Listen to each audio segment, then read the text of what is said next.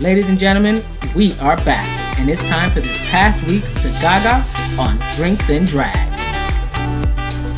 With the resident Papi Chulo, Remy. Come get your face beat by the one and only drag beauty queen, Lindsay Aguilera. And the one and only troublemaker himself, Kris Avalon. So grab a drink and come on in, because the lounge is open 24/7.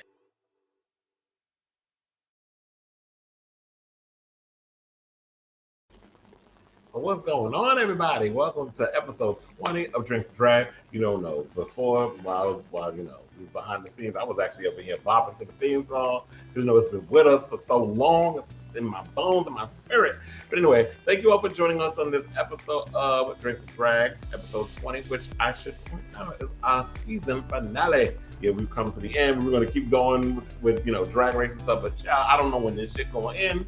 But we got to end here because outside of this, we all got a lot of stuff going on, and it's going to coincide with a lot of our busy schedules and that and third. So we're just going to end it right now. We'll bring it back in a couple of months when things is all Gucci and things of that nature. But anyway, I digress. Thank you all for tuning in. Be sure to just comment and leave your little chattings and things at the bottom, right down below. Even though this episode is pre-recorded, we are all going to be in the room as we speak, live chatting with you guys who are tuning in. So, leave your comments and all this stuff. Let's have a Kiki. Now, speaking of Kiki, let me bring in my fellow Kiki-ers. My sister from another mister, host of Beat Face with Lindsay, which is going to be coming soon. So be sure to tune in to that. I don't know exactly when the date is, but I'm sure if you follow me on Instagram, and don't worry, I'm the Joker. You see it throughout the show. Just make sure you follow me on Instagram to let you know when that episode is going to air, that season premiere, which is, I guess, season 3? Yes. Be sure to tune in. But without further ado, serving a little Milkmaid realness, let's bring in the one and only. I did it for the season finale. I was going to tell you earlier you should do this, and before we end, you should do that too. Yes, but I am serving full milk chocolate. I'm also the brand behind the RuPaul's chocolate bar. How are you? Horchata. Season 1 is coming to an end. 20 freaking episodes. Who would have thunk it? I can feel it. I can feel the 20 episodes. That's so much fun. But the material that we've brought on and stuff that we do weeks after weeks, so much fun. I'm so excited. Yeah, we're gonna also talk about what our favorite highlights and all that good stuff is. How with the show later on. So definitely tune in for that. And you guys could also, for those who've been with us in the beginning, and even if you came in late, let us know what your highlights, are from the show as well. And all that good stuff. But yeah, and last but certainly not least, our resident Papi Chulo. I'm gonna miss saying that until season 2. We'll be coming with a new theme, not a theme song. We're gonna keep that theme song. But like I said, I was bopping to it earlier. Hours. Exactly. So yes, without further ado, let's bring in our resident Papi Chulo. Ready? Hi. So Everybody cool. good? So cool, so collected. Mm-hmm. We are great. So excited. One of the things I want to say, you know what I forgot to mention in the last episode, and I'm going to leave it, whatever. I meant to bring up we had 2 deaths recently. One being Tony Braxton's sister Tracy, who passed away from esophageal cancer. That was a shock when I heard that news. I was like, wait, what? I don't know what I think I was doing. I slept late. That's what it was. Because I was so exhausted from work that I literally slept. I woke up. This was the first that's ever happened. I think it's also the change in the air. And this is before daylight saving time. I happened to wake up at 12 in the afternoon. I don't never sleep the whole morning.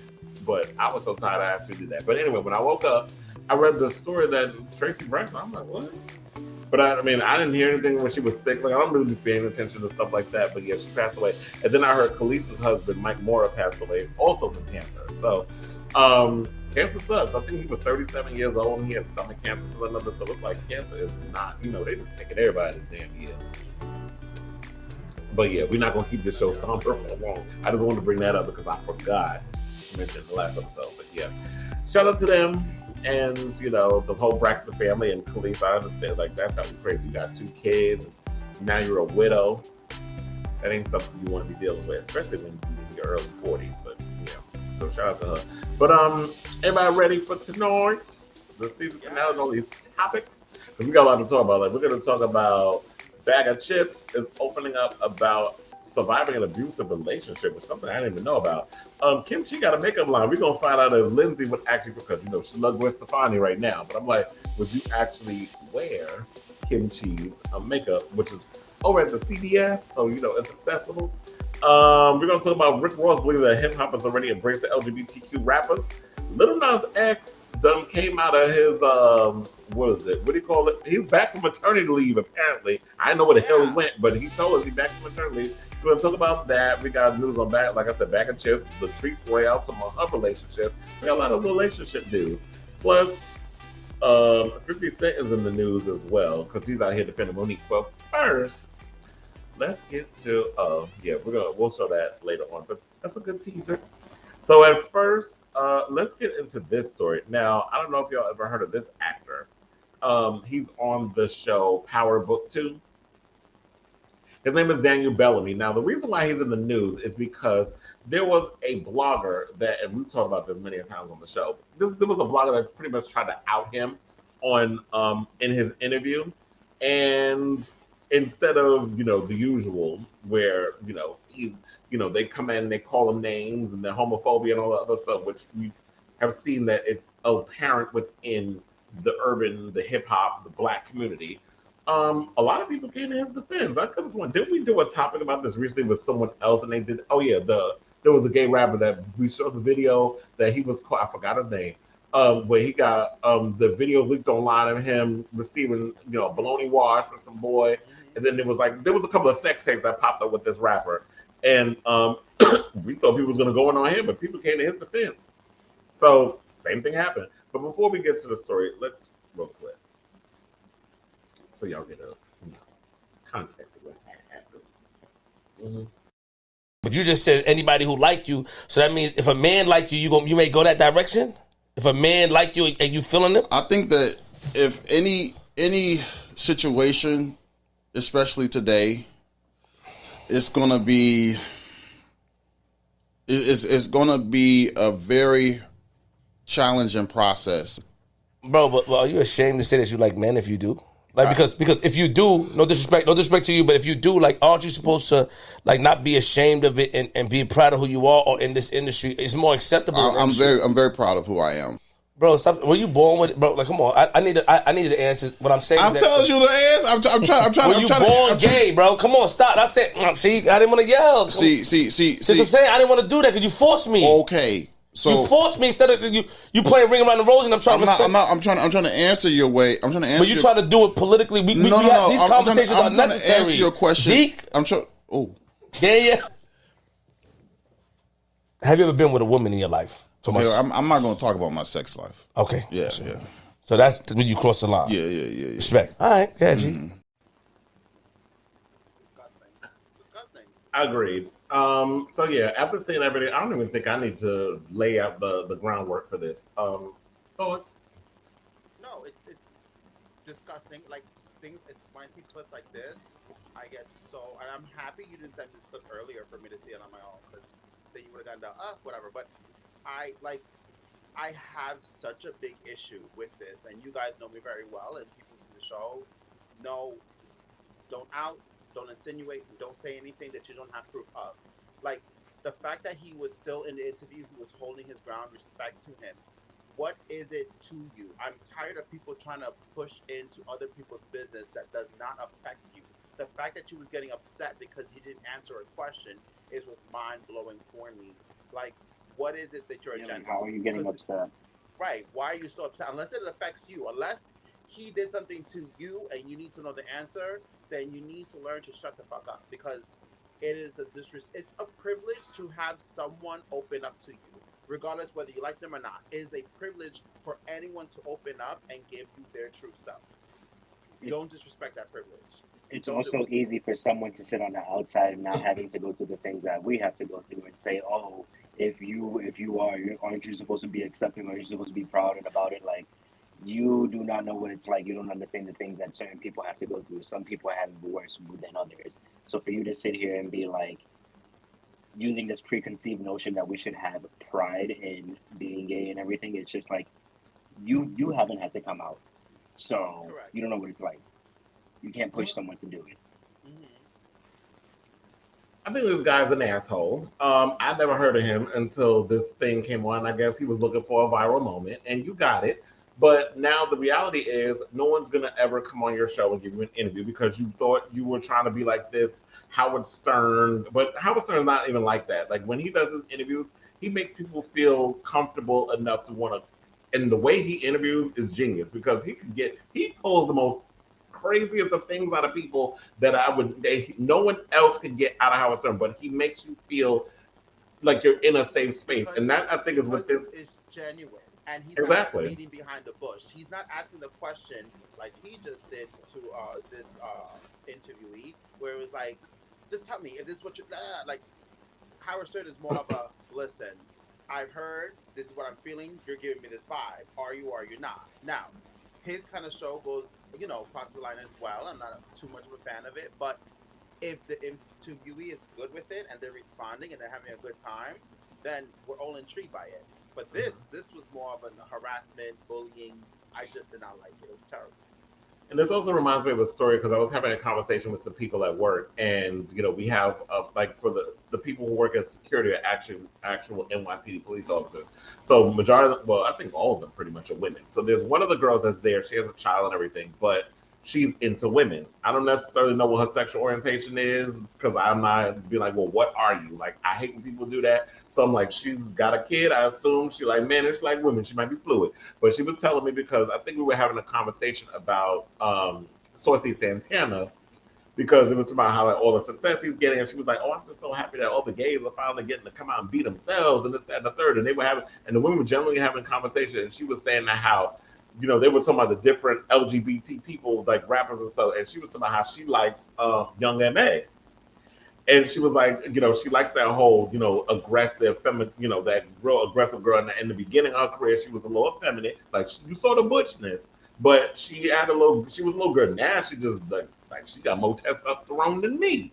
But then, so one of the other officers was asking, so what is it about, her that you are actually attracted to? Because that is the genuine question that a lot of people who are straight want to know. What is it about specific people within our community that cause you to be attracted to someone of the same sex? If you would have came at it that way, it would have been a whole lot different. And she explained it. She was just like, I don't know what I can explain. It's like, yeah, even though they wear boy clothes or whatever, underneath it's still a woman, and that is what I'm Yeah. attracted to. So it's like the boobs and the hips and all those other stuff. That's what I'm attracted to. So if you would have came at it from that standpoint, then it would have been more understanding. But you was looking for a moment. You were being a dick, and now you turn this kid off where it's like, oh, I don't discuss my sexuality or what I'm into with you because you have not you're making me feel uncomfortable now because you want to be a fucking asshole. At one point, I noticed I thought it was academics on that was sitting up there slouched over with his 8 stomachs hovering over his damn knees. That's what I actually thought that was. But apparently that was somebody else. I don't give a fuck who it is,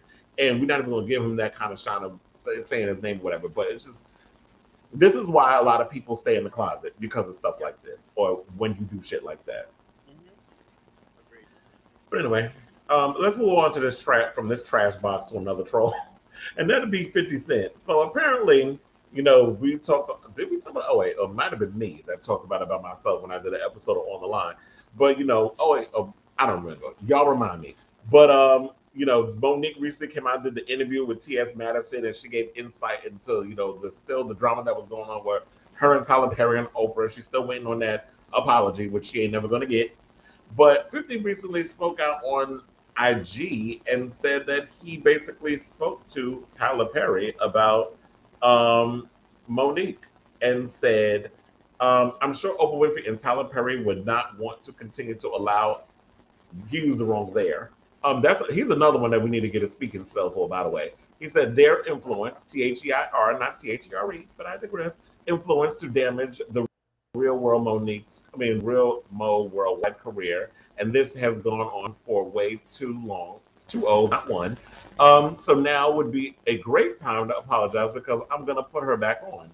And then he started hashtagging a bunch of shit. I don't know what brands and cognac got to do with the conversation, but that's what he said. And then he said, I talked to Tyler Perry today.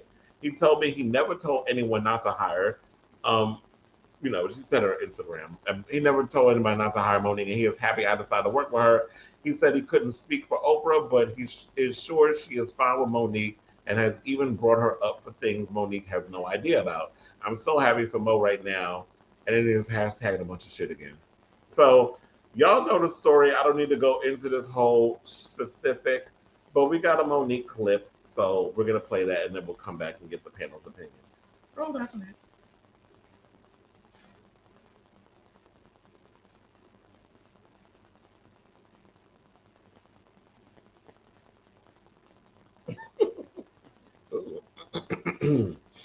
Oh, but not ready.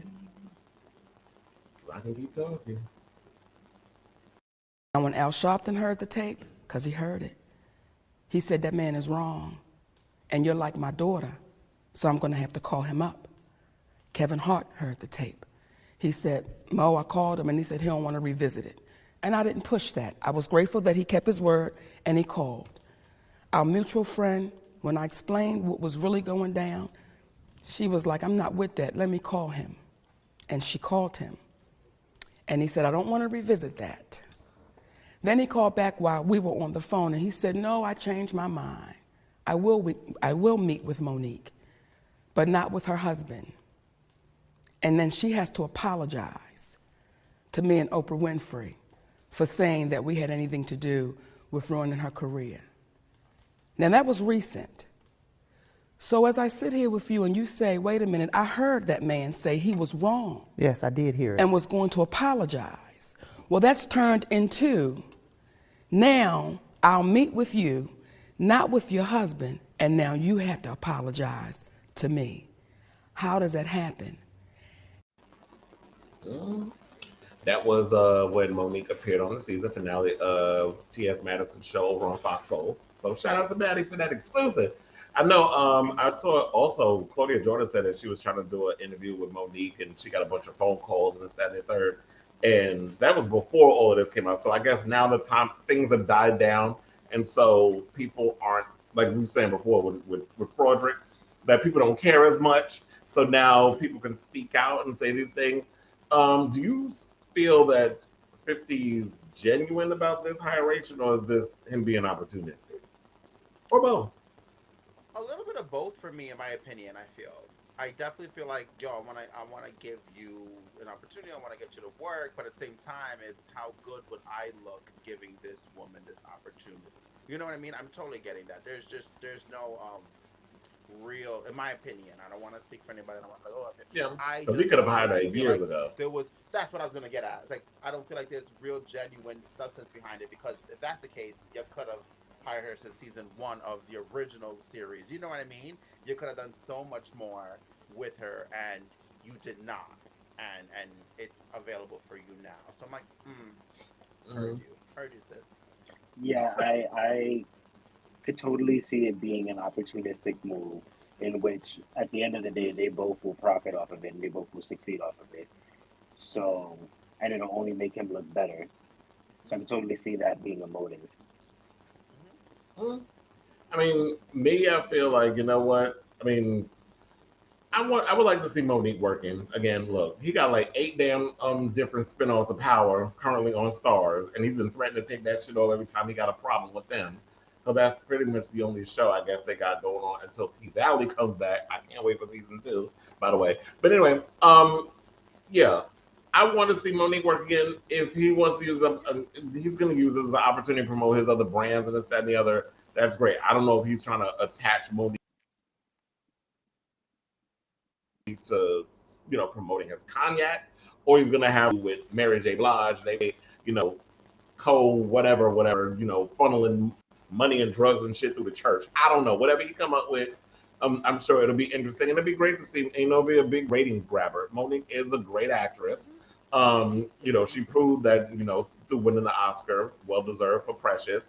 I would hate to see her talents go to waste. Now, if she, once this all, happens and comes to fruition, I would really love to see her move on from this whole situation with her, Tyler Perry, and Oprah. Stop waiting for an apology that's never going to come. Also, I think like if 50 Cent's going to work with her, like where's Will Packer? Where's Lena Waithe? I need to hear from y'all and start hiring Patrick Ian Pope. Why haven't I? I think he's doing.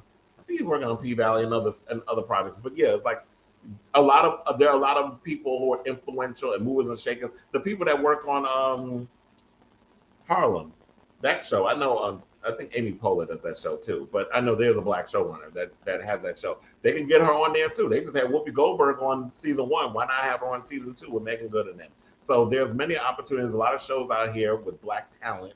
Y'all could give Monique her flowers and give her an opportunity to be back on TV because she needs to be on Put television. her in the next Marvel movie, so she'll have longevity. A Marvel, like who would she play? You know, But yeah, She'll have longevity. okay.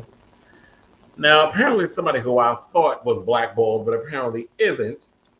Sharon Osbourne got a new job, so now after her controversial exit from CBS's The Talk, Sharon is joining the UK's Talk TV alongside her longtime friend and fellow troll, Piers Morgan. The two hosts made the announcement on Thursday, which would have been the 17th, stating of March. That is what we're in, right?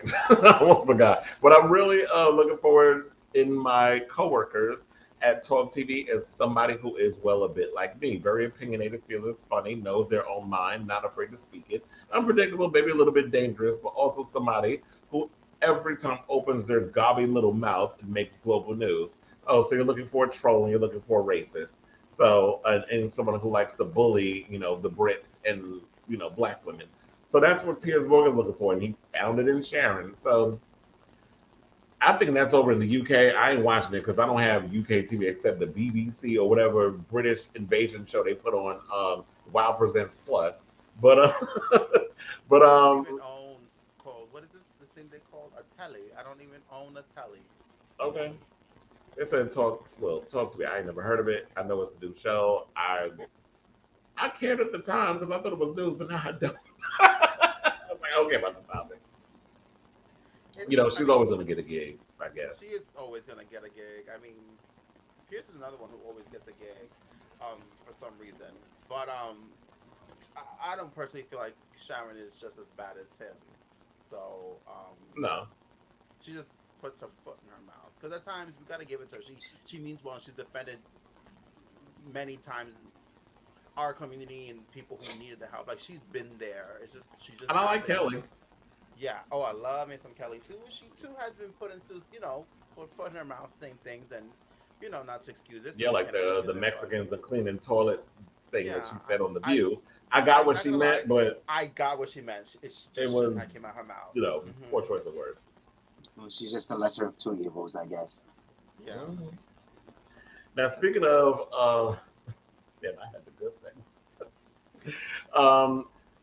Now from that to Good God Get a Grip Girl, because you said I forgot the other thing, but anyway, I'll fuck up the segue. It is what it is. Let's talk about Latrice Royale. So Latrice Royale and her longtime partner Christopher Hamlin are getting real about different aspects of their loving marriage, including the assumptions or lack thereof people make about them based on their size and appearance. Now, in a recent video interview for Style Like You, a body positive media brand that uses content to promote self-acceptance, the legendary queen who rose to fame and made a name for herself on RuPaul's Drag Race Season 4, All Stars 1 and All Stars 4, to name a few, was joined by her husband to talk about a different array of topics, all while slowly stripping down to their undergarments. Now, one of the first things that came up in the discussion was how others react to and the assumptions others make about the couple based on their size difference, and Royale and Hamlin's revelations were eye-opening. Now, they said, can you talk about the assumptions people make about you as a couple? They don't, Royale responds frankly. They assume that we're not together. We're always overlooked at airports. They definitely always assume that we're not together or that we're not in first class. If we are seated next to each other, there are a lot of times that the airline staff will assume that I'm trying to move away from him because of his size, Hamlin adds, or we will be asked by usually a middle-aged heterosexual white couple that wants to sit together and they don't realize that we're also trying to accomplish the same goal. The fact that out of drag, I'm a big old black man, that's the last thing that they would expect for me to be with Christopher. That's what Royale says. So, and they said they've known each other for a decade and got married in 2018. Mm-hmm. So, y'all got thoughts on this topic? Allegedly. Because, yeah, y'all some sizes, goddammit. I mean, and I ain't changing it. Okay. No, I mean this is so typical. I mean, this also in Okay, our Lindsay, you got any thoughts on that topic? oh, I was gonna say like this is so typical, especially in the gay community. It goes beyond just the body image as well. You know what I mean? If you see two flamboyant people, you know, the murmurs are like, oh well, where's the top? You know what I mean? Like how are they getting together? Or you know, Hmm. you see one more rugged and the other one that looks like the total opposite. Like oh, how are they a mismatch? Match. You heard a mixed match, a She's mismatch or British. something. But it's just like you know, it's just yeah, it's that telly stuff. No, it's just like I'm not surprised by this. I think it's so great that they were so comfortable enough to have that conversation, have that topic. I'm sure they deal with that a lot, especially you know Latrice Royale is a big person, personality wise and Hmm. physically, and then her little husband. I remember when it was on Yeah, he YouTube is little. when they were dropping the engagement ring at one of her shows and whatever. I'm like, oh my god, he's so petite. But I was looking more petite, like he's actually petite, not like oh compared with Latrice, he's so petite. You know what I mean? Um, but they make it work. If anything, I want to know what their sex life really is. I'm pretty sure it's really freaky and nasty. Okay.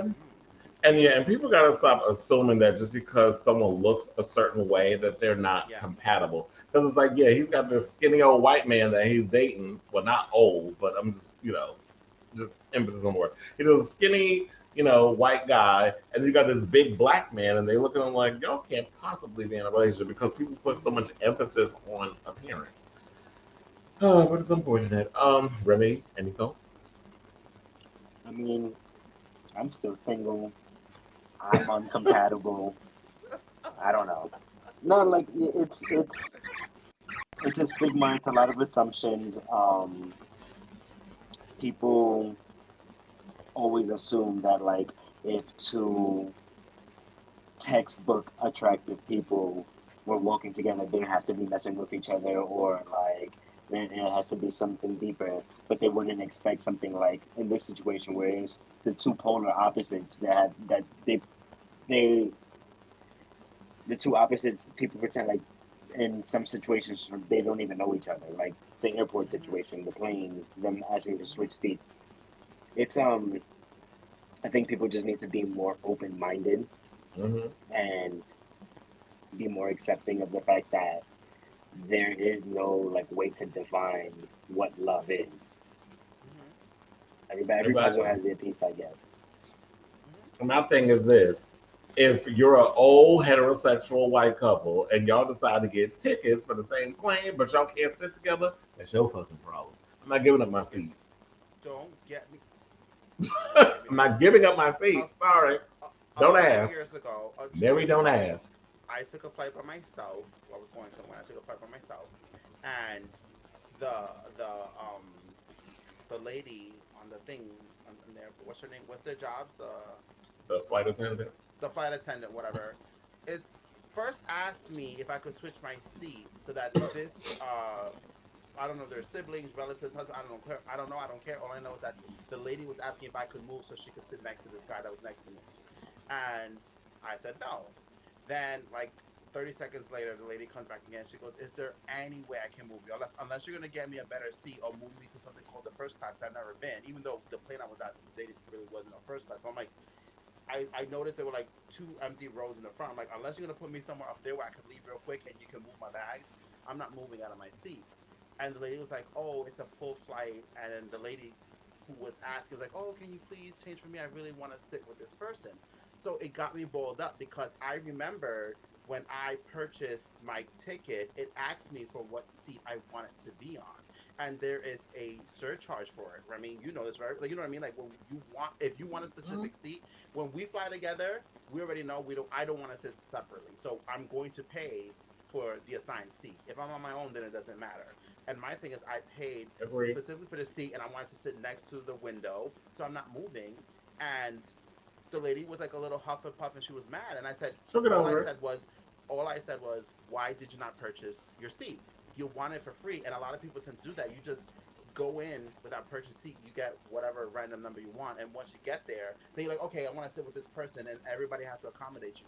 No, bitch, I'm not doing it, and I won't do it. I won't do it for nobody because I purchased this seat, and I'm going to sit right here. And guess what? I was sitting next to the man you wanted to sit with, and he didn't give much of an answer. He didn't look my way, but I was like, and I want you to say something to me too. And I didn't move my seat. It pissed me off. You should have purchased your seat. That's what I Out of said. here. I'm not moving. Mm-mm. Tried it. And the fact Agreed. it judged me 3 times. Shame on you.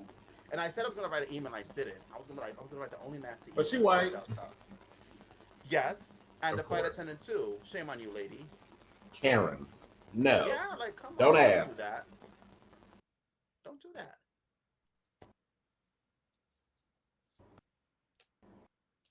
Anyway, let's move on because that was such a good one. Chips is opening up about surviving a physically and mentally abusive relationship, something I had no idea about. Now, in a series of tweets posted, when was this posted, by the way? Oh, this was like early March. The 32-year-old drag performer who is best known for starring in the first season of RuPaul's Drag Race UK and the first season of UK versus the World detailed how a former partner of hers is still trying to remain in her life even though they have been separated for almost a year, saying, was abused for 18 months mentally and physically, and the bastard still won't let me be free. This is what Chips wrote. This person abused my family and Drag Race sisters. I was your meal ticket and you effed up by being an abuser. It's been nearly a year, and in large caps, wrote, leave me alone, and an exclamation point. Now, Chips then followed up her initial revelation with more tweets sharing how emotionally draining the whole ordeal has been for her and reminding her followers that abuse can and often does happen to anyone, saying, we really do live in a cruel world. To make me live those 18 months all over again is horrendous. I'm literally in the bathroom being sick. I could take the beatings, but the mental torture and abuse of my family will scar me forever. Worthlessness is horrid. She also added by saying, I was so embarrassed and so ashamed to let someone do that to me and treat me that way. Believe me, it can happen to anyone. I'm just broken. And the funny thing is, it's funny how we bring this up. Oh, I should probably finish by saying this because this leads into so my Kanye and Kim. You can leave a person and they can still have control over you. Um, she said, this is what she said in her most recent tweet, saying that being able to speak her truth has been freeing for her. From having your runways leaked to making up lies because you were on the telly, I feel like a massive weight has been lifted, being able to tell the world I was a victim of abuse. I never thought I would be a victim. Now, I love Bag of Chips. She was a bit messy on this season, but I lived for it because it was entertaining. But for this situation, like when I was saying, like, okay, she's famous, but less famous than the Kim Kardashian. And she's talking about the abuse she endured at the hands of someone she was in a relationship with. Same thing that Kim is currently dealing with her ex-husband who won't leave her the fuck alone. Now, yeah, what do y'all have to say on this story, Remy? Well, I mean, she's accurate in that abuse can happen to anyone. It doesn't matter whether you're famous, whether you're not famous. It just sucks more that she's in a position where she is in the public eye and she is famous. So not only does she have to manage that, and she can't let she has to hold in the fact that this abuse was happening for fear of whatever people are saying, but also like this person is always going to try to come back into their lives because this is someone who is famous that like at any given point can be found. If you wanted to be like, oh, if she blocked him on everything, but he made a different account and found out that she was going to be performing in this place or Mhm. whatever, and he wanted to pop up on her, he has the ability to do so because she's in the way she is in the public the way she is. So it's scary, and I'm glad she's no longer enduring it. But at the same time, it's like, I wish her the best because this is I know firsthand it's very very tricky. Mm-hmm. Yeah. Agreed. Same thing. It's just, especially like, you have to respect when someone is feeling comfortable, especially when it comes to abuse. It's it's not always necessarily physical. There's mental. There's verbal. It's different kinds, and clearly this is something that's tormenting her. So we gotta chill back and bag of chips. I hope you get better because we like you. Same. Yeah. Like I was saying before, I had no idea that this was something that she was dealing with. I don't. She's never even mentioned it on the show, right? Not even on her season, like any of the seasons. I don't think. I think it happened after her season. She said it was a year ago, but her season was Okay. like 2 or 3 years ago. Okay. So, oh yeah, I forgot. Duh. They're like season 3 of UK. Totally forgot that they've already done so many damn seasons. Like I said, there's so many you forget. But anyway, so yeah. It doesn't, like you were saying, it's like it can happen to anybody. It doesn't matter who it can happen to. It's crazy. Like things like this will happen, and hopefully there have been ways that she's been able to get around this. I don't know if she's filed a restraining order, or whatever the case is, for them to keep away from her. But hopefully, Becca has had to take, unfortunately, but hopefully she's taken drastic measures to prevent this from happening. Because yeah, when people you say you want people to leave, why they never left? Why do you never left the relationship? And then when people finally get the courage to leave, these situations happen. So you have what Kim is dealing with Kanye, and then you have what Baggo is currently and still dealing, what she's saying, dealing with her ex, who won't leave her alone. And um, it's a constant harassment where people just won't take no for an answer, and it's just abuse comes in different ways. So it can happen physically, psychologically, emotionally, and all these other different ways where they're embedded in your head. Even when the scars and the wounds are gone, that other abuse is still there. It's embedded and indoctrinated in your mind, and sometimes it prevents people, unless you get years of therapy, it prevents them from moving on, or they continue to go get into bad relationships until they deal with whatever the situation is. So on that note, just good luck to you, Bagger, and like Lindsay said, hope you feel better. Things will get better. It gets better. Gets I'm going better. forever with that. But anyway, Yeah. so let's talk about let's lighten the load. So Kimchi, a runner-up from for the top prize on season 8 of RuPaul's Drag Race, is making herstory. Now, the entrepreneur announced recently that her cosmetics line was available in CVS stores. Now, she said, "Crying tears of joy because say that 2 times fast. Kimchi Chic Beauty is now in select CVS stores that I couldn't possibly imagine we'd grow this big," she wrote to Twitter. Now, thank you so much to everyone who believes in and loves your brand. It truly means a lot. Didn't ever think you'd see a POC queer brand at CVS, did you? So yeah, Kimchi is making her story. Because we always see a lot of the white girls putting a lot of their makeup lines, and so that we see was it we were just talking about her earlier. Um, Trixie Mattel got a makeup line, all these other girls. Trixie and Katya Um, did a collab recently, which is a and palette I still am trying to get. still trying to get it. And then I didn't know this, but Kimchi launched Kimchi Chic just under 3 years ago in Yeah. collaboration with NYX founder Tony Ko. Didn't Drag Race start? Didn't they start out doing NYX cosmetics? If I'm not Yeah, mistaken. they did. They Like they season two started or with Mac, three. but at some point they moved on to Mix. Yeah, to next. I did have, and I still have some. I got a special edition kimchi face mask thingy. It's like 9 different versions of whatever she's selling. You can buy them individually, but I got it for Christmas for my sister, and I before I started using the Fenty and the JLo products and stuff like that, I was doing all the heavy like face mask and the toners. You Mm-hmm. you, you know this, Remy. I love me a little face thing. Chris, you're famous for that. You do the face mask as well. I used it and I really loved it. I loved each little designs that was on it, and I loved the amount of moisture I needed, and it was good. So I'm looking forward to going by CVS this weekend and pick up one of her little stuff and test them out. Yeah, because I was going to ask if you would be wearing her makeup. And Oh, you know. I mean, Kimchi is one a queen that I actually do like, and I love to support people that I'm invested in, whether it's their music, their movies, or their art. I'm there for it. So yeah, and it's TVS that I'm sure is something I could not to be shady. The fact is, it's something I could definitely be able to afford much more than a higher end Yeah, brand. people are thumbing their nose at the fact. Oh, I'm sure there are people that are thumbing their nose at the fact at CVS, but I'm like, it's accessible.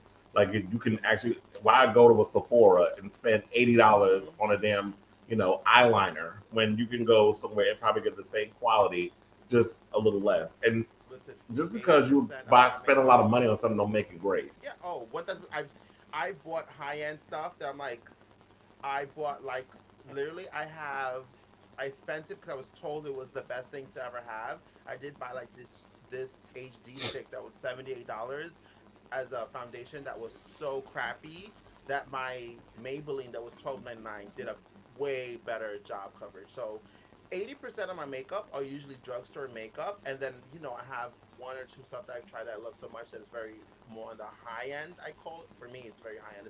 If I'm spending more than $30 on something, that's a high end for me. That is very good. But yeah, I'm running CVS. I'm telling you, I will test it out and let you guys know shortly. Okay. Thoughts, Brittany? Oh, I think you're on mute. She muted. I'm also going to CVS, and I won't be picking up Kimchi Beauty because I I knew don't. it. I I knew you were don't gonna be need like, it, I but knew it. I I knew will it. acknowledge the fact that it's there, and it's like, okay, Kim, I see you. Okay. We was We'll gonna give her snap a her like look little and then Kimchi. snap her photo, like, yeah, we see you, girl. No, I do agree. I like that it's somewhere that's accessible. It's I'm pretty sure adequately priced, no shade, but that'll even if it's not like an $80 thing, the fact that it'll probably cost like $30 and more people are buying it means you're gonna make more money. So Exactly. smart business move. CVSs are everywhere, specifically in New York. So Exactly. Every damn go ahead. corner, just about. And a lot of people when they make products, they want to get into the Target, to the Yeah. CVSs, the Dwayne Mm-hmm. Reeds, like so it's a big Those move for big her. commercials. Good for Hmm. her. Yeah, agreed. So, well, apparently there are rumors swirling that Khloe Kardashian and Trey Songz are hooking back up again. I remember someone was saying they didn't date, but I heard they actually did. So now the exes hit up the Nice Guy in West Hollywood on Saturday to attend an intimate party hosted by Justin Bieber, where they sat next to each other in the same booth and engaged in plenty of one-on-one conversations. This is according to Page Six. Now, though the event was a group setting of about 20 people. Sources closer to the situation tells Page Six that Kardashian and Song, both 37, spent a good chunk of the night together. They also say that the two made sure that they had their alone time, even though the reality star's bodyguard was close by. Now, no one, they haven't responded to this, but oh, we got a Khloe clip. Is it that hashtag fact? Okay, play that clip with of Nana New Face. Close Karatu's coming back. I'm crying. Best advice for women in business: get your fucking ass up and work. It seems like nobody wants to work these days. That's so true. You have to surround Yeah. yourself with people that want to work.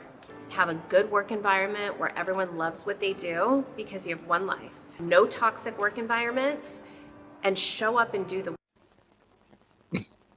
So I had to pull up. It was like, that's how true. Oh, so we have another clip of the Chloe one. But anyway, before we get to, if you have another one of Close as I called her. Thank you for the reminder.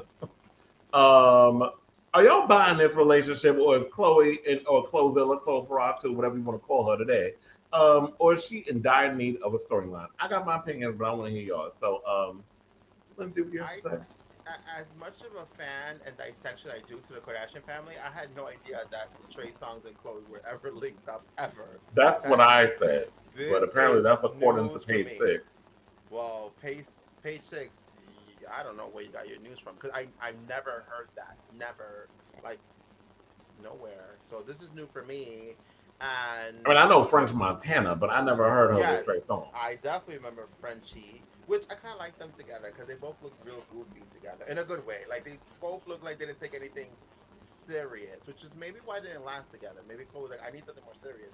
But they just looked really laid back, chilled, and fun. But anyway, neither here or there. The Trey Songz is new for me. I mean, if they are something, then I guess, hey. I mean, they both have kids. They're both the same age, and they both are somewhat known for doing the same thing, which is sleeping on their own. Okay. They both literally are. And I mean, if Tristan can do it, why can't she? Okay. Yeah. I don't necessarily know if I'm buying this story because number one, I feel like this is Khloe trying to cook up some drama because with all the she's embarrassed about the whole Tristan thing. But girl, you knew how you got him was how you was gonna lose him because you was exactly like these other girls. He was in a relationship with somebody else with a whole baby, and then you wound up hooking up with him, and then he did the same to you. So that's karma. Number two, she probably needs a storyline for the Kardashian show, so they can put that in because Kourtney's saying, "Wait, she trying to have us work up believe this whole thing with her and Travis." If y'all cute, I mean, they all cute together. I'll give them that. That haircut that she had when they was talking about Kim get off your ass and work, what was that? Like, who did her hair? Those some extensions of it. That was a mess. That cut was a mess. A new cut, a new color. Give her one of those. But I heard that she trying to get them powdered eggs, cooked up a bit because she's trying to have another baby with Travis. But and then also y'all, I don't know if y'all heard, but there's rumors that was circulating, the stories coming out about Trey and some sexual assault. Oh no, Khloe. Oh. Twitter reacts to Khloe Kardashian's hand, called it a chicken foot hand. It does look cold to the touch. Like the kind of hand, if she tries to grab you with it, you immediately go, unhand me! Get your wretched paws off me, vibing! Get your benevolent, deathly cold, icy grip off me! When I first saw the hand, I thought that was Queen Elizabeth's hand. She got that hear ye hand, come hither. This should be irrefutable evidence that she is not O.J. Simpson's daughter. Not with that whites only hand. That hand refused to be brown. That is the Game of Thrones hand that said winter is coming. She got the hand of a White Walker. Oh, get it away from me! Take it! Take it! Oh my god. You had me at White Walker. I'm like, okay. Oh my God. That clip. That was funny though. But yeah, so I'm not buying this because I feel like this is all publicity stuff. Trey's trying to take the smoke off of him from the sexual assault allegations and stuff that's surrounding him currently. And Khloe could be using this as an opportunity for us to get our minds off Tristan. So this family loves publicity, especially when they like to latch on to certain men and this and the other, the elevation and all the other stuff. So I'm not buying it. But if y'all are hooking up, then more power to y'all. But keep them away from your daughter. Yeah, True don't need none of that drama. Okay, so let's get into some LGBT news. Where recently, LGBTQ artists like Saucy Santana are making a name for themselves in the industry. Lil Nas X, to get into him in a bit. He's making his rounds again. He said he was on a maternity leave. We're going to talk about that in the next topic. But Fox Soul's Quentin Latham, a.k.a. Funky Dineva, recently interviewed Rick Ross, and now Ross was asked about his take on gay rappers like Saucy Santana coming into the game, and if he thinks hip-hop will ever fully embrace the LGBTQ community. Now, Ross admitted he was not familiar with Santana's name, but offered some words of encouragement, saying, wait, hold on. We don't have that clip, right? Before I start reading. I don't think we do, but anyway, still going. He says, I'm not familiar with the name Santana, but live your life, chase your dreams, and go hard. He also said, I believe hip-hop has already embraced it without a doubt, as saying the LGBTQ community. Now, people accuse, oh, you do have the clip. My bad. We could still play it. Roll the clip. Love it. I love it. So, Rick, I don't know if you're familiar with our show TGIF, but it features Claudia Jordan and Al Reynolds and myself, I myself happen to be gay. Al Reynolds is a bisexual man, and Claudia is a straight ally. What is your take on gay rappers like Santana, perhaps, coming into the game? What are your thoughts on that? I'm not familiar with the name Santana, but live your life, chase your dreams, and go hard, man. Mm-hmm. Go hard. Do you think hip hop will ever embrace the LGBT community fully? I believe hip hop has already embraced it, without a doubt. Okay. Yeah. I did see that some people were accusing Danilo of trying to bait Rick Ross with that question, but he was like behind the scenes that they had a conversation. It was going to be brought up, and even after Rick Ross was like he loved the interview. He thought he did a great job, and that if they could work with each other in the future on future interviews and this that and the other. That's how you do an interview, by the way. The one we was talking about in the beginning, that mess. That's how you properly do an interview. It's not about baiting. See, this is why I be saying about these straight people. It's like you bring up something and y'all get uncomfortable and y'all start acting like bussy with your uncomfortableness, and then it's like we can't bring it up. But it's like, so my question, I guess, is: do you feel that hip hop has embraced LGBTQ rappers, or do you think like we still have far to go with the whole acceptance thing? I think we still have far to go. I definitely 100%. I mean, because of the media, because we have like the Lil Nas X, we have Santana. The only two right now that comes into my head, but it's just like,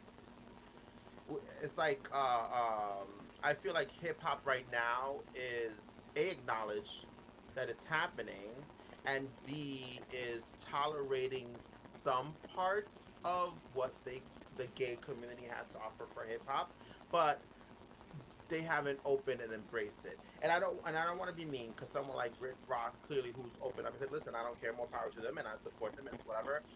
We need more of those type of artists to come out and say that as well. You know what I mean? I think the difference is going to happen when there is a push. When someone like the Rick Ross is featured in, let's say, a Lil Nas X song, or Lil Nas X is featured in Rick Ross's music. You know what I mean? When they do a joint show together or something, I feel like that's where we're going to open up more. It's just so hard. Well, yeah, the next topic I was going to get to was that Lil Nas X has been working on a new album, and he actually has Saucy Santana on one of the cuts. So the gangs are working together, and we've been saying that for the moment. I remember I was having a conversation with EJ and DJ, and we were saying that like, yeah, the gay rappers, y'all need to kind of come up with like a festival and get out there, because we have the mainstream gay things, festivals and things they put together where they'll put a Kim Petras and a Trey Songz and all these other artists together, but we don't hear from, why haven't you put a Saucy Santana? Why haven't you put a Lil Nas X? Why haven't you put a Liberace, a Young M.A., a Cakes the Killer? Why haven't you incorporated a lot of these rappers that are making a name for themselves in the underground and kind of give them that platform? Everybody knows about, all the gay pop artists and the Adam Lamberts and stuff, but y'all should be giving them that same it's more energy. accepting. That's what I'm saying. Pop music is more accepting. Hip hop is just, I'm saying, it's just really, really hard. I also want to say something before we move on to where you was about the segment that you were going to get on with, like the music and whatnot. About the interview, people also gotta understand that that's something typical for the person who's conducting an interview who's gay, someone like us in this panel, or the guy who was just talking, or the Ellens of the world. We're going to ask questions like that, because there's no way we're going to interview somebody straight in the hip hop community, interview them, bless them with everything, and not ask questions about the gay culture. You understand what I'm saying? I've done many of interviews with Big Face, and I've had people like AJ the Don come on the show and stuff like that, and I've asked those questions. And also, I've seen that interview. Shout out. Before I interviewed them, I also, I had a conversation, like, hey, this is what my show is about, this is what we do, and I'm going to ask you these questions. So yes, he was privy to what was going to be asked, but nonetheless, these questions are always going to be asked. And exactly. I'm going to, I feel should, when we come back next season and we start having a segment where we interview people, we're going to be asking these questions to whoever is in the straight community being interviewed on our show, just like they would the opposite end of it. We need to feel them out and understand where they're coming from, because that's a start.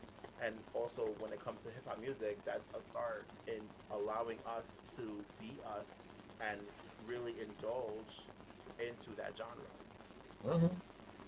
Goodness, that very much so. Wait, what was the clip that wait, let me Remy, you got any thoughts on this before we get to my dog Boosie? 2. That's it. That's it. That's it. With your arms now. That's it. That's it. Move. I'm fucking. Can I tell you, I wish I had a waist like that. That scared me too when he put that on. Little waist. Okay. Couldn't have a waist that small. Oh, Remy, you were gonna say something? I was gonna say I think that hip hop has embraced LGBT culture, but not like rappers and everything. I feel like there's a lot of like influence from like the ballroom culture and like other places that rappers or well not necessarily well female rappers yes or like other like people in the hip hop community don't mind seeking influence from, but when it comes to like having more rap like LGBTQ rappers or artists in general become more mainstream, then there's still like a long ways to go before that you can honestly say that like that we're accepted in that as well. Agreed. You know what else it reminds me of? What? I feel like the hip hop culture community, because with the females, they're more accepting with us in our culture, and you see them in the music video. But then again, the females have it just as I think you far see a lot of the hip-hop gay, the ballroom influence in their music videos and in their fashion, which is what Remy was alluding to. Yeah. But hip hop is very like they remind me of like the Spanish parents who like you could bring your friend and they could be gay, like, oh, I love your friend, but you can't be gay. You know what I mean? Like you can't do it, but I live for them. I feel like that's very hip hop. Like, okay, we indulge in the culture. We're more accepting and advertise that side, and we love our gay fans, and they're buying our music. But I just don't want the rapper or this artist to be, gay. Yeah, that's why I like a lot of the artists who are pushing the boundaries and changing the game, like a Lil Nas X or Tyler the Creator, that are really pushing the boundaries and stuff of what hip hop is and could be. So the next generation is going to have to be the ones that change the game and push the boundaries. And we do see a lot of our influence and stuff. We influence the music, we influence the fashion, we influence the dance moves. A lot of us, the gays, black gays, and trans people come up with a lot of, overall looks, and we're all working behind the scenes. But then now, when you want, a seat at the table, is when it becomes a problem. So we just got to continue to keep fighting, for that seat at the table. Now, speaking of people who are fighting a seat at the table or for one, Lil Nas X was doing On the Line, I think right after I was having a conversation, and we were sitting up here, like me, EJ, and DJ and everything. We were sitting up here talking about like, where the hell has Lil Nas X been? Like, we haven't heard from him in a minute. He just like vanished off the face of the earth. But so they said basically, shout out to Vulture for this story. Did you notice anything weird from December to March? Because that's when he disappeared. He disappeared right around December. But Lil Nas X was MIA from Twitter, which honestly is super healthy, and more people should try to do that. Agreed. But since giving birth on September 17, 2021, and wait for it, getting a BBL, the icon came back from his hiatus to assure fans and stans he was okay and to drop another surprise announcement. Yes, he's once again pregnant. Lil Nas X tweeted 2 screenshots of potential songs on his almost finished sophomore album, stating that one is a feature with Young Boy currently titled Late to the Party, and the other is a track called Down South Hoes. That's SOUF, so I didn't mispronounce it. It was literally how it's spelled. Featuring Ultimate Material Girl, Saucy Santana. Now, Lil Nas X was scheduled to perform at the April 3rd Grammys, is officially back. So yeah, he's around trolling, he's tweeting, he's back on social medias, all that good stuff. What do y'all think? Are y'all excited that Nazi is back in the building? Yeah, I am, because I enjoyed the first album. Right? I did too. It was cute. I'm looking forward to hearing more stuff. Also, his Twitter interactions, his TikTok trolling, like it's all comical, especially like when I come across it. So I'm definitely looking forward to seeing more of that, especially when Boosie has a comment and you're gonna direct all his hate towards Lil Nas X. He's gonna have something for Lil Nas X to talk about on Twitter. Okay, because Boosie put out an album and it came and went like all the other ones. But I actually like this because it was like, and it's funny how we were saying this before. It's coming to fruition.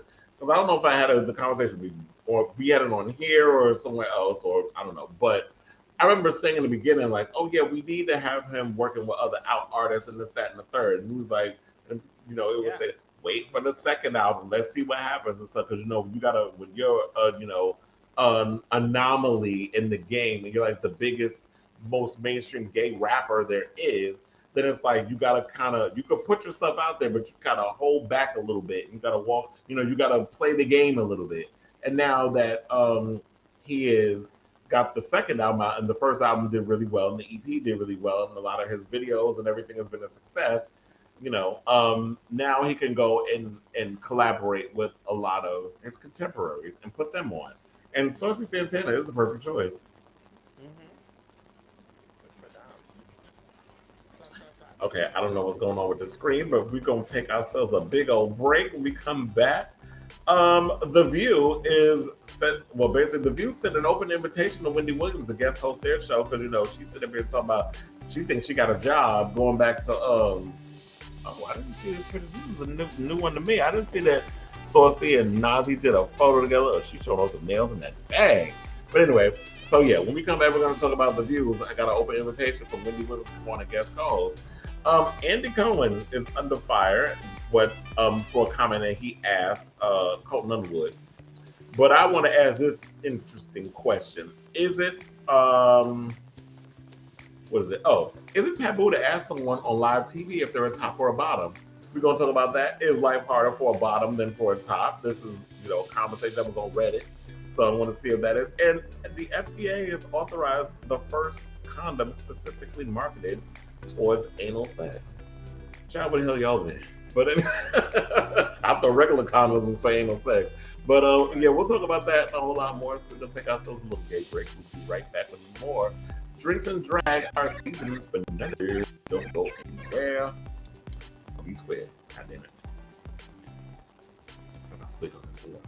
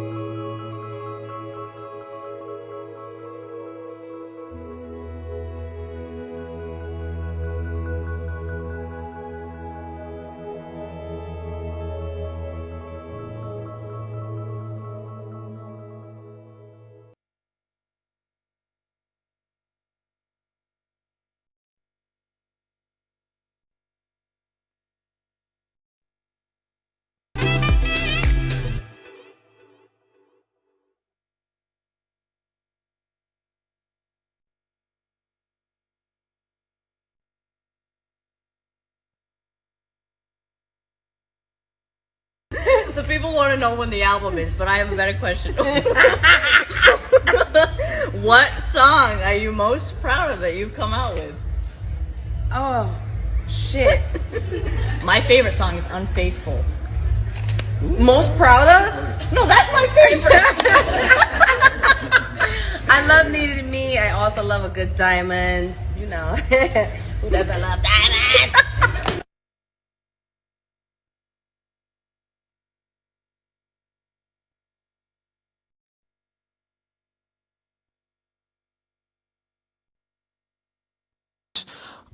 I need me 6 foot plus. Damn. You got to be working out. You got to have tattoos. You got to be dark skinned. I don't like talking to light skinned. Bye, bitch. Back, bitch. You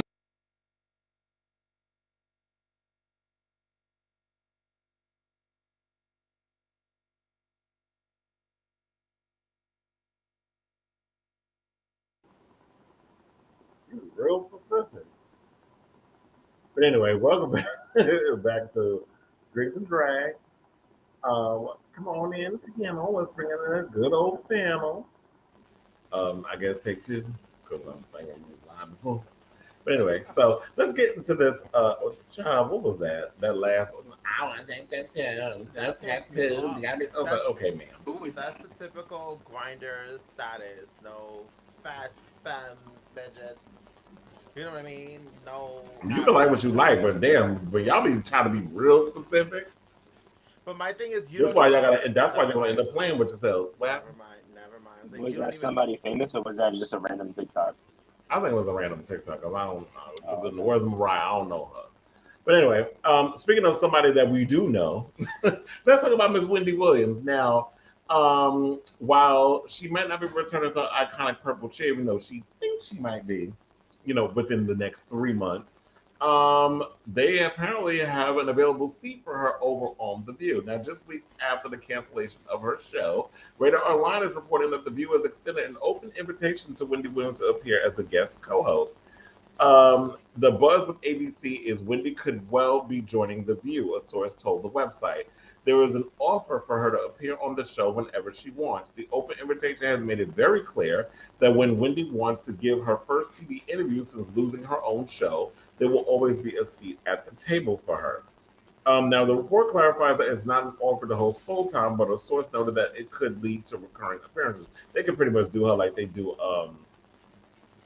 Anna Navarro. But anyway, they said, so what makes The View opportunity so interesting is that The View could open up the door to her joining the show on a recurring basis. It would be a chemistry test for Wendy with Whoopi Goldberg and the ladies. It would not be the first time The View snapped up a new host who has previously had their own show. When Rosie O'Donnell joined, their numbers went through the roof. Yeah, especially when she was very opinionated about, politics and things and that. The other, I've noticed. That was from Nico Aesthetics. Oh, yeah, I watched Nico. Shout out to him. But I was looking at this and I'm thinking like, could y'all see Wendy hosting? I mean, being a co-host on The View. I'll get my thoughts on that in a second, but I want to hear what y'all got to say. I can see her do an episode, but knowing Wendy, she's not going to want to share a show with other people. I mean, that's just her MO, always. Yeah. You know what I mean? Even someone who, in her eyes, may be a nobody, they get some sort of recognition. She's famous for firing them, letting them go. You know what I mean? Like, we've heard stories. She's very competitive, especially with other females. She said it herself. So, no, I don't see it. I don't see it. I don't see that happening. I can see her probably doing a special episode like a lot of other people who've come join the show for like a day or two or a week's worth. But as a permanent person, no, Wendy would reject that, and she'd rather have no show at all than share a show with other people. Yeah, definitely, I agree. Yeah, I agree too, TBH. I don't think that she would be willing to take the seat down, but also the way that you explained what they said from The View, it sounds like it was an invitation to like an interview or something, not like more so a reoccurring seat. At least that's what I got from it. Yeah. So I wouldn't be surprised if they said that and they were just like, all right, we got Wendy's first interview. And then after that, I'd be like, all right, well, she'll be back next season. Or when something else happens to her. Yeah, I see it as more or less they want an exclusive interview. I'm not believing this story. Like, shout out to Radar Online, but I'm not buying this. Like, you all pretty much hit the nail on the head. Wendy is someone who likes to go it alone. She's not interested in being a part of an ensemble. I know she's tried doing a show in the past where she was supposed to be a part of ensemble, because I think at one point she screen tested for a show. This was years before, Wendy's Got the Heat, Wendy Williams on Fire, all that stuff. I mean, she said that she and Monique screen tested for doing a show together, like a talk show or whatever. And they filmed the pilot, it didn't, get picked up, that sort of thing, which normally happens in Hollywood. But other than that, her being on at a table with Joy and Sunny and oh my God, what's the other one? The other Virgo from The one where she did I don't know why I always forget this girl, Sarah Haynes. I don't know why I always forget her damn name. But I could see her possibly doing like maybe every Friday because Joy normally that's the day Whoopi has off and Joy is there as the moderator and they don't really go too much into politics. But what threw me over is that if you watch Wendy Williams, we know she is not well versed on politics. And if she's gonna go on that show, she has to really give her opinion about that. And the viewers, well, they focus more on politics than pop culture and all this stuff. They'll jump in and bring up pop culture stuff, and you can clearly tell from the women on the panel they don't know what they're talking about. Like they're not well versed on that. So Wendy can come in and do that, but it's just gonna feel out of place. So I don't see her being a part of the View for that. I think they want her to come on and have her do an interview, and that's basically it. And then they can touch on some hot topics and give what's your opinion. She'll be on there for the whole day. Like I could see her doing that rather than a permanent, like, okay, once a week. I see the podcast in the future. That's where I see her going. Agreed. Whew, okay, so now from one talk show host to another. So Watch What Happens Live host Andy Cohen, as we know, is not your average talk show or talk show host. Now, Bravo celebrities mingle with Academy Award winners. The drinks are flowing, games are played. Bravo Andy also asks the questions no one else asks, like recently asking Iconopop which song she wrote has made her the most money. And obviously there are certain questions that should never be asked. Poor Jocelyn Fox learned that the hard way on season 6 of RuPaul's Drag Race. The Womp Womp contestant asked country singer Georgia Hope, mother that's Cher's mother, on her stance of abortion. That was, and I'm actually, funny thing, I'm actually watching that season again over on Paramount Plus. So now, on March 9th, Andy pretty much asked a cringeworthy question to Colton Underwood, who's from a bunch of reality shows, so I don't need to bring it up here. But anyway, so he asked Colton whether or not he's a top or a bottom on TV, and funny enough, I was not expecting him to do it, but Colton answered. He admitted he's first.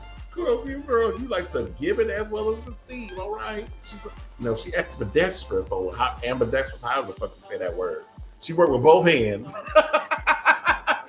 But anyway, so do you think it is a lack of coup, I should say, for someone like Andrew Cohen, the first, to be asking such evasive questions on national TV?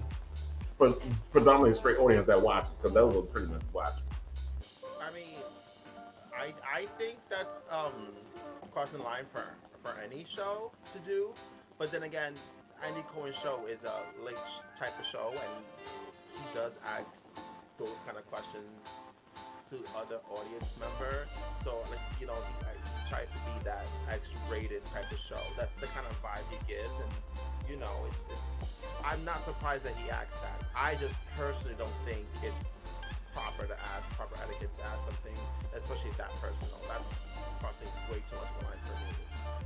So. Yeah, I think much like the interview that we were talking about prior with the other guy from the Power Show, I feel like there's a line that can be crossed by asking that.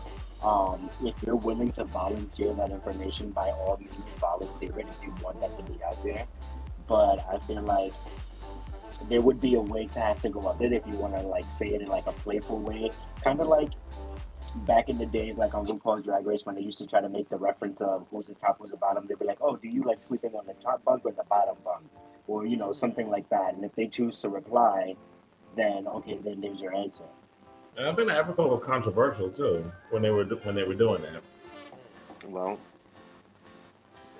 that, and I remember they tried to do a game. What was it? He-mail or she-mail or whatever. So, I don't know. You can tell it's a man or a woman. They used to do that on Jerry Springer, but that's another show that's problematic.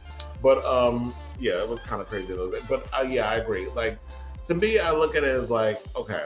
So you ask Colton Underwood this question because he's a fellow gay guy, and these are genuine questions, evasive a bit, but these are tacky questions that we tend to ask within our own community. Which, we always say we don't like to let other outsiders in on our kitchen table talk.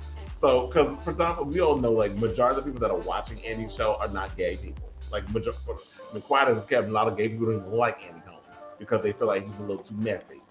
But he would, like, to me, I don't think you would ever ask Meryl Streep if she was on your show if she's into anal. Like, I don't think that would be something that he would ask her or someone of a real, upper echelon actor. Like, you would never ask that type of question to them.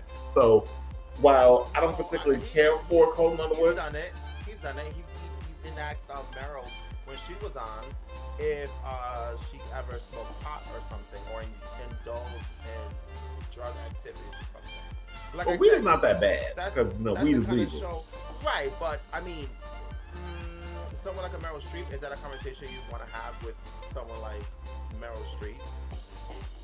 But that's the point I'm making, is that he wouldn't ask those type of questions. He has. That's what I'm saying. And he's done these type of questions many times before because he thinks, like I said, because the Late Show, he thinks he's that type of show. I'm just not on board with that because that's not okay for me. But he's done it. He's already he's gone in the deep end with a lot of like A-listers, like the Anne Hathaways of the world or stuff like that. And none of them ever put him in his place, except for this guy who I love so much. I can't think of him right now. The one from Kimmy Schmidt. Titus Burgess. Titus. That was that's iconic. That one was iconic because he was not having it. He saw where that question was going and he cut it down. You know what I mean? So my man was not going to go there with me. And it was ride her. But he has done that many a time. Yeah, I mean, it comes with the territory that. Yeah, it comes with the territory that Andy Cohen, like, if you go on his show, that he's going to be messy, he's going to ask real evasive questions, and don't hide it behind so-and-so from Arkansas said, child, you know them damn interns, them gay interns you got wrote that damn shit, and you want to sit and pretend it's from some middle-aged housewife, or whatever the case is. But the question remains, has Colton Underwood been gay long enough to know if he like butt sex or not? Like, don't you got to do it a couple more times before you do it with the one man that gave it to you? Honestly, I don't even know him, so it doesn't even matter. From The Bachelor. Yeah, I don't know him. We brought him up like 3 times in this show, and I'm I know. It's like in so many ways on a subconscious level, I'm trying to make him happen when I'm not. It just so happens he keeps sliding up in the conversation like a Slytherin. Yeah, but I just don't know him. I don't. Moving right along. Speaking of tops and bottoms, people on Reddit was asking this question: is it easier to give than to receive? Now, a spirited debate in the Ask Gay Men forum indicates there's no consensus, say that fast, on whether tops or bottoms have an easier time of it. Now, one Reddit user kicked off the discussion by adding, if other people agree that being a bottom is tougher than being a top, like you can't eat spicy food, you need to fast, you need to clean AF before having sex, etc., that user added. Many commenters informed the original poster that there's no need for fasting and other diet restrictions. And some tops on the thread indicated that, shit happens and that's okay. There's some tops that actually don't mind if you shit on them. Like, it happens. Sometimes you can't help it. Also aside, that is, if it happens, it's meant to happen. This is where we're entering that type of territory. But if it happens, it's supposed to happen that time, not a continuing type of thing. Oh yeah. Like sometimes, you be going so deep, like you will hit something. And no matter how many times you shoot it in the toilet and the water runs clear, sometimes, like they said, shit happens. And sometimes you get turned off and oh, this is so gross. I'm so gross now. Get away from me. Or you just keep going. Sometimes the pussy be good, you just keep going. So, I guess the question is it better to give or to receive? I say it's depending on what it is that you get out of this. I have to do more because they're boss. Oh, I can't eat. I have to clean myself out. I got to do all this work. But I'm like, tops have to do stuff too. Like, first of all, got to make sure I don't get no cramp. I got to make sure I can maintain an erection for a long period of time. Like, there's a lot that I know it's not. I know it's apples or oranges. Chris, you tried it. Minimum. You tried it. Get out of The here. bare minimum. That's almost the same thing as saying the bottom. You have to be open because if you're not hitting it right, I'm not open. I'm gonna tighten up. It's gonna hurt. So you can't say is the erection gonna last long. This don't even go there. It doesn't make any fucking sense. And then when you're done, all you gotta do is a nice little wipe. A bottom gotta go to the toilet and release all that stuff that was. If you're not using protection, all that stuff you gotta clean out. No. Don't try it. Don't do that over here. No.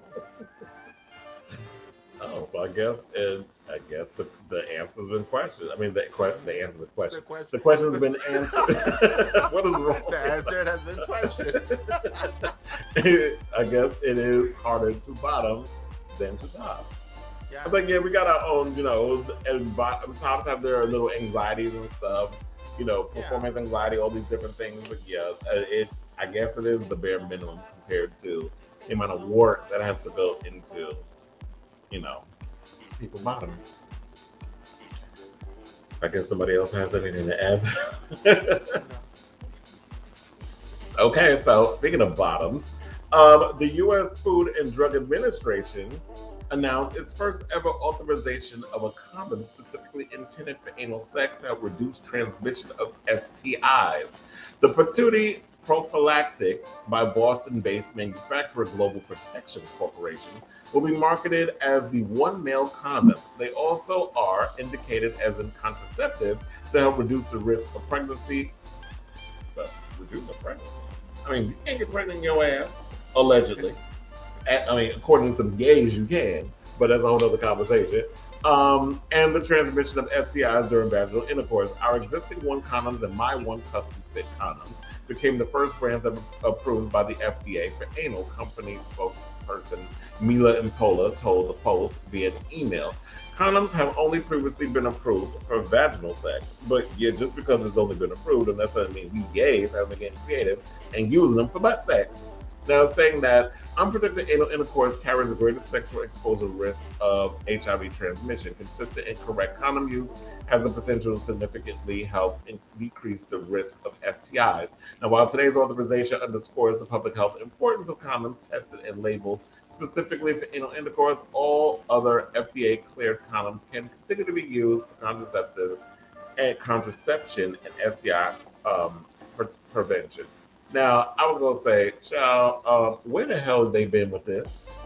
And just because y'all just now approved of a condom for anal sex don't necessarily mean we haven't been using condoms for anal sex. Sure. Sometimes, all the time. But what y'all got to say?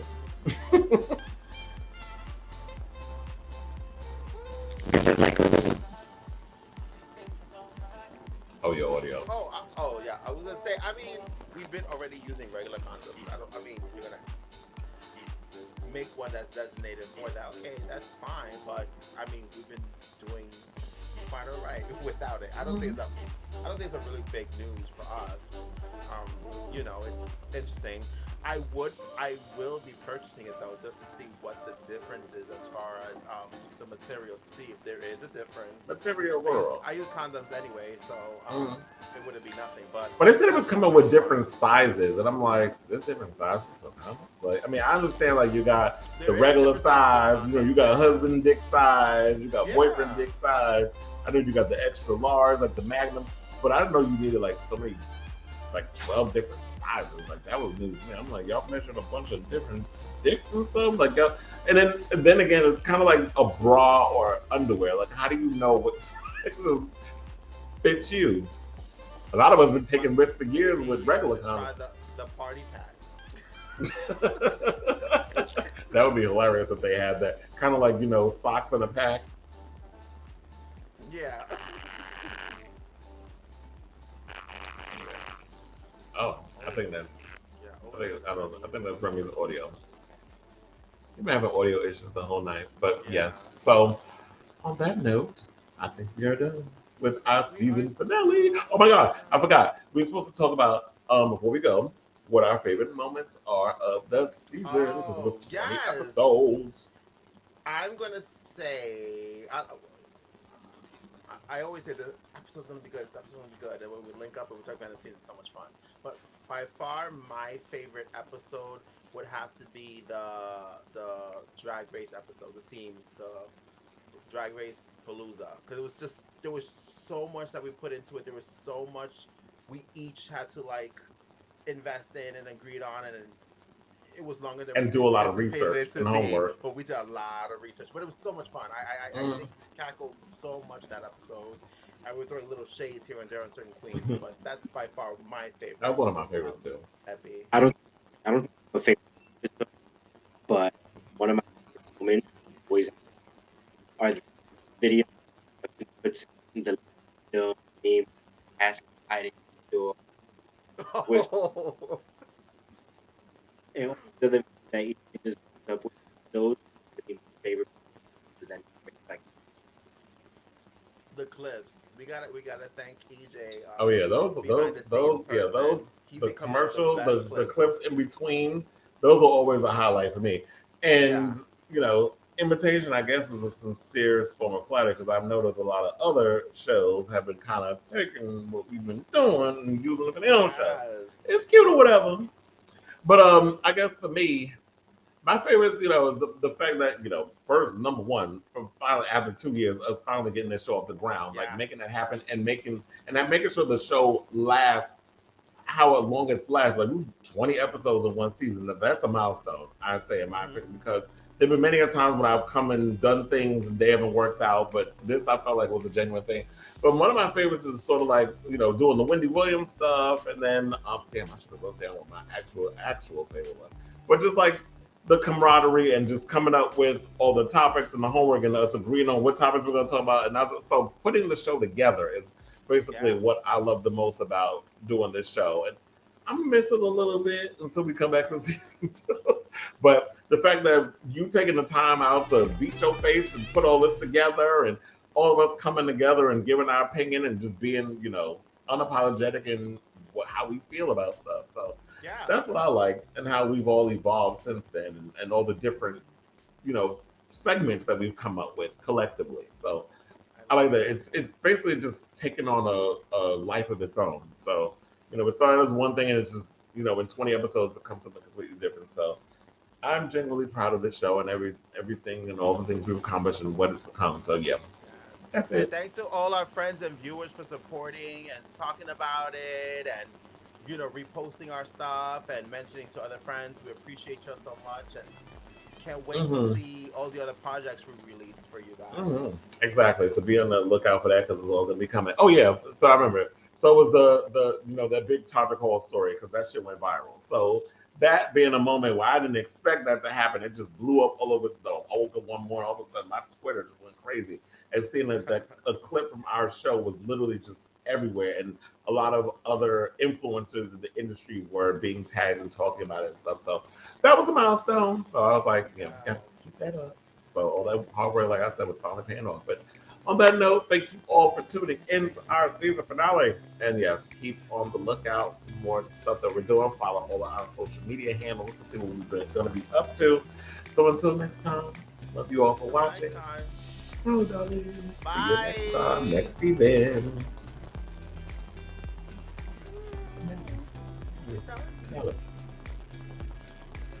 I was waiting for you to do it. Well, I'll do it both ways. It's a Facts of Life credit. Yes. I'm going to miss this for a while.